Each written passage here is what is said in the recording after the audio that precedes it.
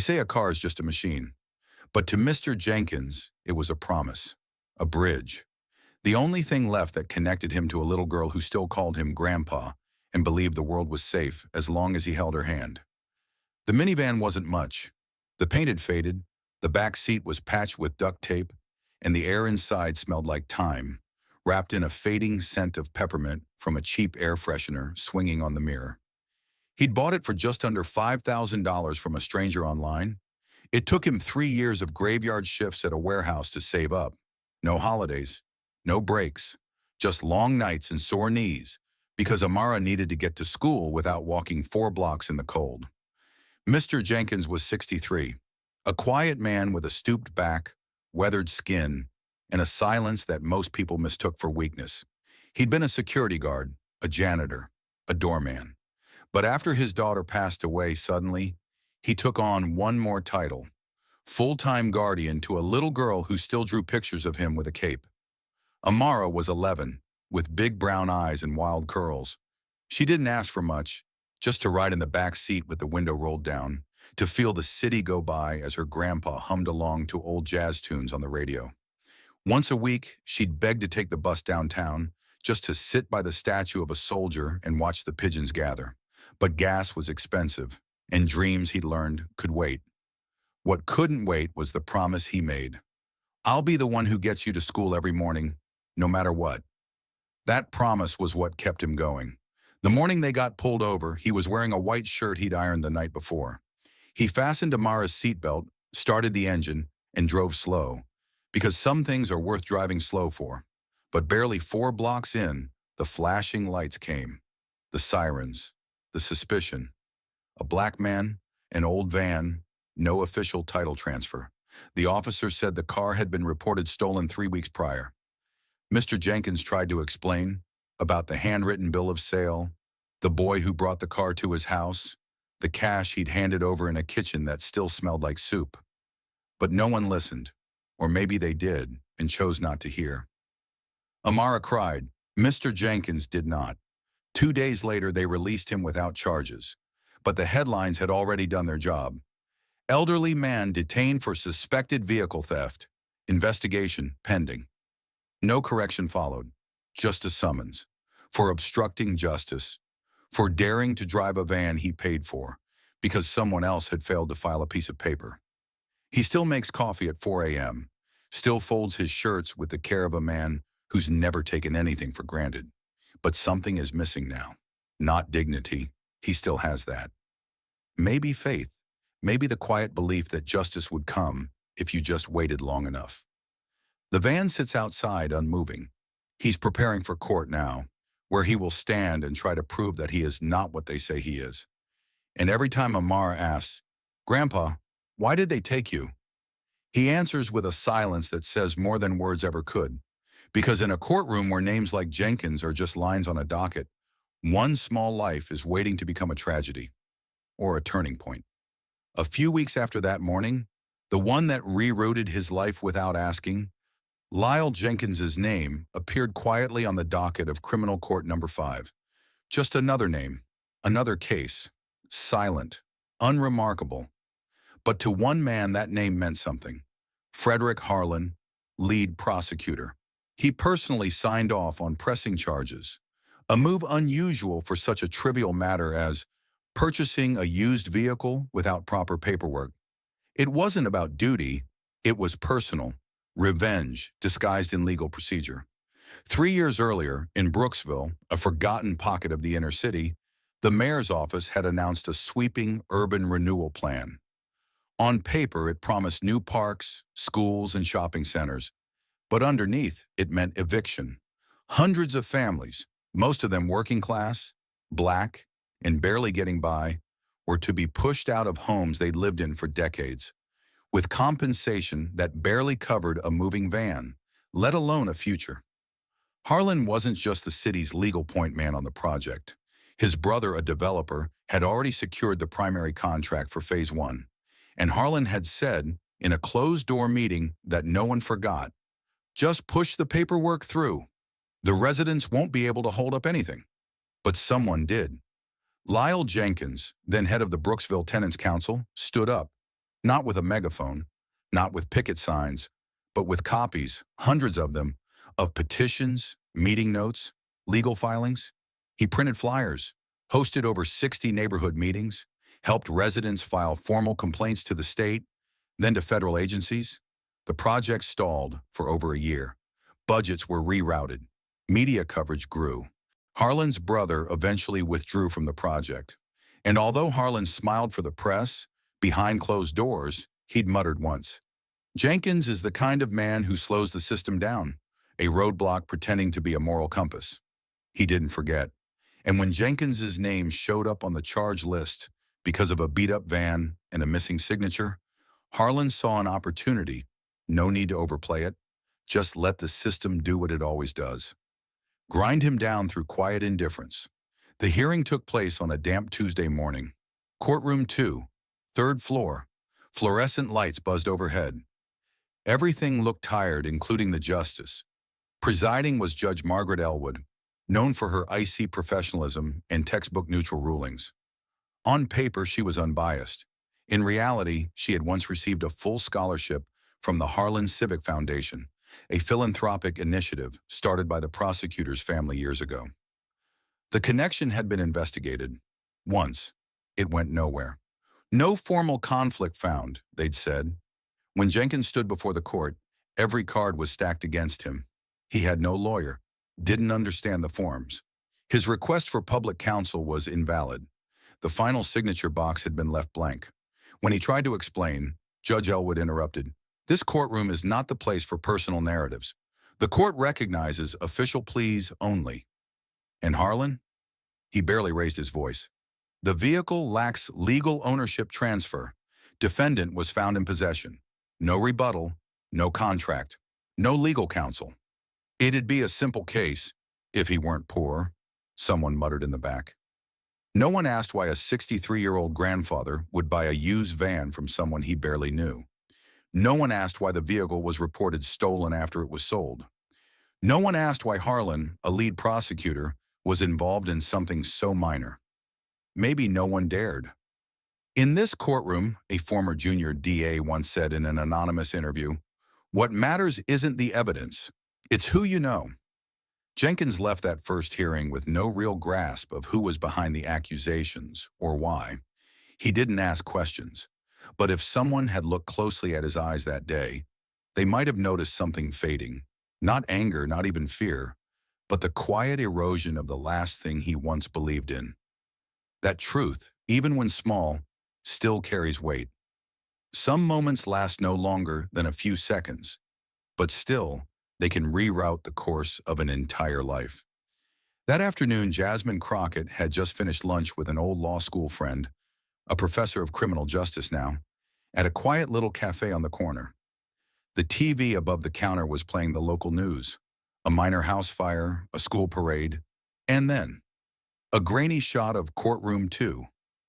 Judge Elwood was reading charges in a low-profile civil hearing, but Jasmine didn't look up because of the anchor's voice. She looked up because of a face. There he was, an older man, wiry frame, seated at the defendant's table in a wrinkled white shirt. Hands clenched like they might break something if he moved too quickly. And for a fleeting second, the camera caught his eyes. Eyes that no longer expected anything, but hadn't quite given up. Eyes that carried the silence of someone the world had stopped listening to. "That's Lyle Jenkins," her friend said softly. "They're charging him for possessing a stolen vehicle. Word is, no title transfer, no paperwork." People in Brooksville are stirred up. But you know how it is. No one really pays attention to cases like this. Jasmine didn't respond. She just nodded. But something deep inside her shifted. At 33, Jasmine Crockett was more than just a civil rights attorney. She was a sitting congresswoman for East Dallas, a former public defender, someone who had once believed that the system worked if you worked hard enough within it. But she had since learned the law is only as fair as the people who get to speak inside it. And most people like Mr. Jenkins, they didn't have voices. Or if they did, no one had been listening for a very long time. The next morning she showed up at the courthouse. No press, no cameras, just a handwritten motion to represent Mr. Jenkins, pro bono. When the young clerk skimmed through the case file, She looked up, eyebrows raised. You sure? This one's messy. Word is, this guy's known for stirring up city projects. And the prosecutor? It's Harlan. Jasmine gave a quiet half smile. I don't care who's on the other side. I just want to know if anyone is still standing on his. The following Monday, the courtroom felt heavier than usual. When the clerk read out, defense attorney, Congresswoman Jasmine Crockett, every head turned. A tall black woman in a charcoal gray suit walked forward, composed, purposeful. She carried a single file folder. No entourage, no theatrics. Harlan raised his eyes, smirked. Congresswoman Crockett, can't say we've ever crossed paths in criminal court. Or am I forgetting? Jasmine didn't flinch. She placed the folder on the table. Not for show, not to impress, just enough to say, I don't need much to carry the truth. I just need enough strength to keep it standing. Judge Elwood didn't acknowledge her with more than a mechanical nod. The hearing began. When Jasmine requested to speak, the judge granted her a short window, and she didn't start with a defense. She started with a question. Your Honor, if the man sitting here today were the son of a state senator, would this van be evidence of a crime? Or would it just be a misunderstanding? And if the buyer hadn't once led a protest that delayed a lucrative city project, would we even be here right now? Judge Elwood tapped her gavel lightly. Counselor, this court only entertains arguments based on evidence, not speculation. Jasmine offered a faint smile, then turned to Mr. Jenkins, who had been watching her as if he couldn't believe someone was actually saying these things, out loud in front of everyone. I didn't come here to play lawyer, she said quietly. I came here to ask, does anyone still remember Mr. Jenkins deserves justice? If no one else does, then I'll be the first. It wasn't recorded in the transcript, but it was etched into every heart in that room. Outside in the hallway, a woman in her 70s whispered to a friend, I don't know who Mr. Jenkins is, but I know what it feels like to be accused just for being poor. I've waited a long time for someone to speak for me like that. When the hearing ended, Mr. Jenkins moved slowly toward the door. Jasmine walked beside him in silence.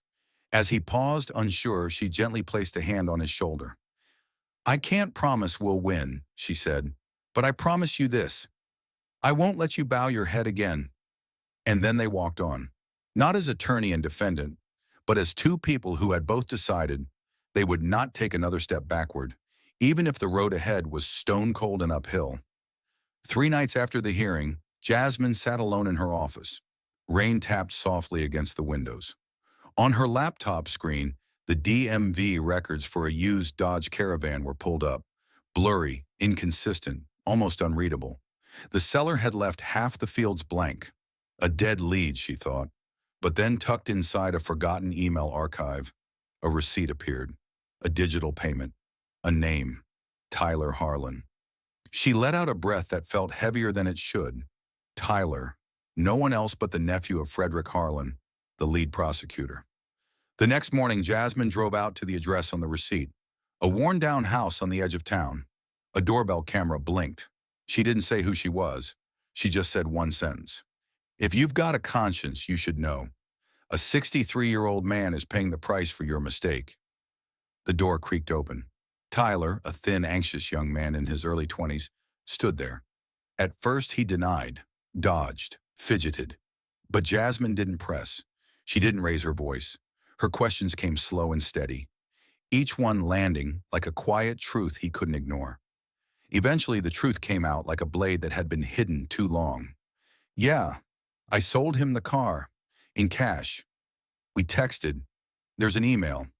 But my uncle, he told me not to file the transfer. Said if it looked like a gray area sale, it'd be easier to prosecute. And Mr. Jenkins, he cost my uncle a lot. So he didn't finish the sentence. He didn't need to. Jasmine drove back in silence, not because the case had become complicated, but because it had turned brutally simple. Justice had been used, bent, twisted, all to settle a personal score. Back at her desk, she opened the archive files from the Brooksville redevelopment case, newspaper clippings, city documents, minutes from community board meetings, neighborhood council protest displacement plan, Lyle Jenkins submits formal complaint to city officials. Construction delayed. Major investors pull out. At the center of it all, Frederick Harlan, the man who once promised to have all residents out in 90 days. The man now trying to erase Jenkins, one quiet courtroom at a time. Then she found it. Judge Elwood's scholarship record, a full tuition grant, funded by the Harlan Civic Foundation. One man prosecuted by the family he once opposed, another presiding over the case, once educated by their generosity.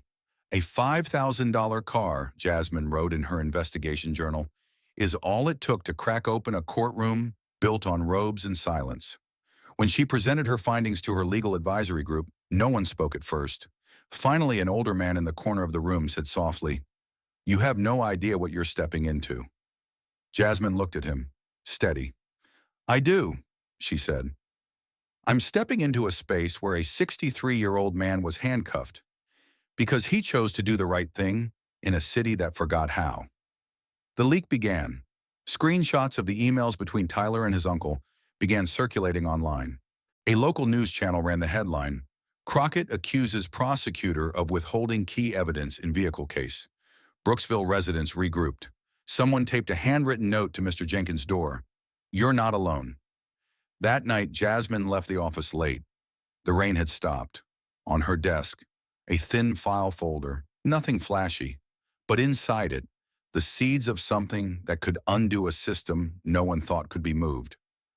"I won't let this machine crush another man," she whispered, just to feed a grudge dressed in the robes of justice. And she knew when the next hearing came, she wouldn't walk in as just another defense attorney. She would walk in as a voice for those the world once decided weren't worth hearing. Truth once spoken doesn't need to be shouted. It only needs the right voice, at the right time, in the right place. After Jasmine Crockett sat down face-to-face with Tyler Harlan, the young man who had sold Mr. Jenkins the van, she didn't rush to hold a press conference. She didn't scream into microphones. Instead, she quietly sent the audio recording, the email thread, and the receipts of that legal transaction to a local independent journalist. With it, she left a short note. "I'm not here to start a media storm, but the public deserves to know who exactly is holding the gavel." The first news segment aired at 6 p.m. on a Friday. It opened with a grainy image of Mr. Jenkins standing outside the courthouse, thin, weathered, alone. And the anchor's voice came through, calm as a whisper. "Is this just a case of disputed vehicle ownership or a warning shot about a justice system losing its way?" And then the internet woke up. A young attorney reposted the article. Crockett just did what most lawyers only dream of. She exposed an entire chain of power. A law student tweeted, "First time I've ever seen someone link a judge's old scholarship to an active prosecution this clearly." The hashtag Justice for Jenkins didn't trend like wildfire. It spread like a heartbeat, steady, persistent, thumping in places power couldn't reach. On Monday morning outside courtroom 2, there were no picket signs, no chanting, just eyes that refused to look away. A middle-aged man in a faded security guard jacket had come in from the suburbs just to listen. An elderly woman clutched a scarf Mr. Jenkins had once knitted for her. A live streamer held up her phone to 30,000 silent viewers. No one spoke, but they all understood. Today, it wasn't just Mr. Jenkins on trial. It was the very people sitting in power. Jasmine Crockett didn't wear anything new. No makeup, just a small silver pin on her lapel that read, "Still we rise." When the session began, Judge Elwood read names with her usual composure. Harlan sat beside the prosecution's table, his fingers tapping the folder in front of him, his eyes no longer arrogant, just quiet. Jasmine stood. Her voice wasn't loud, but it rang out like a bell. "Your Honor," she said, "I present 3 new pieces of evidence and a formal motion for a historic change in this trial." She lifted the folder, naming each page one by one. Transaction proof, emails, digital receipts, and a voice recording from Tyler Harlan confirming the sale. Motive. A history of Mr. Jenkins's opposition to the redevelopment plan and the financial fallout that followed for the Harlan family. Conflict of interest. A record of past scholarship and financial sponsorship from the Harlan Civic Foundation directly connected to Judge Elwood. No one moved. The silence in the courtroom was heavy, like the air before a storm. "I'm not accusing anyone of a crime," Jasmine continued. "I'm just asking, can they still be trusted to hold the scales of justice?" Elwood looked at her directly. There was hesitation in her voice now. "Counselor, are you implying something improper?" Jasmine replied, calm but unflinching. "I'm not implying anything. I'm making a request. If a person once received educational funding from the family of the prosecutor, then that person should step back. Not out of guilt, but out of respect for the court's integrity and the people watching." A woman in the back row couldn't hold it in. "She's right," the room murmured. One person clapped, then another. No chance, no outrage. Just the quiet uprising of people who had once stayed silent, now standing to say, "We remember being judged by people we never got to choose." Harlan lowered his head. Elwood didn't respond. She brought the gavel down once more, but the sound lacked certainty. "This court will recess for 72 hours while the motion to replace the presiding judge and review due process is evaluated." As Jasmine walked out of the courtroom, she said nothing. A young man stepped toward her, holding a folded note. He didn't ask for a selfie. He just pressed the paper into her hand and said, "My mom lost her job once. No one stood up for her. You're the first person I've ever seen stand beside someone who had no one else standing there." Jasmine nodded. She didn't reply, because sometimes silence is how justice finally realizes. It no longer owns the floor. It was a quiet Thursday morning, warm sunlight spilling through the dusty windows of an old courtroom. The substitute judge looked up from the file in front of him and said calmly, "Based on the evidence presented, and in light of serious procedural violations, the court finds Mr. Lyle Jenkins not guilty. All charges are dismissed." Mr. Jenkins froze. He didn't leap from his seat. He didn't cheer. He didn't cry. He just sat still, like he was waiting for one more sentence. A sentence not in the docket, but in the air. Something to confirm he no longer had to lower his head when he walked past strangers. But no one said it. They didn't need to. He felt it. Jasmine Crockett wasn't there that morning. 3 days earlier, after her closing arguments, she had left a handwritten note with the court clerk. Then she boarded an early bus heading south. There, on a quiet porch, her father, an old man once denied his retirement benefits because of a system error, was waiting for her with a cup of hot tea and a question he had asked her 100 times before. "Did you do something right today?" For the first time in years, she could smile without looking away.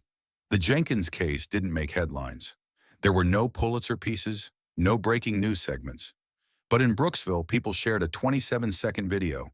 It showed Mr. Jenkins hugging his granddaughter Amara in front of the courthouse. She was crying, whispering something no one could quite make out. And then they walked away, hand in hand, like they'd just set down a mountain no one else could see.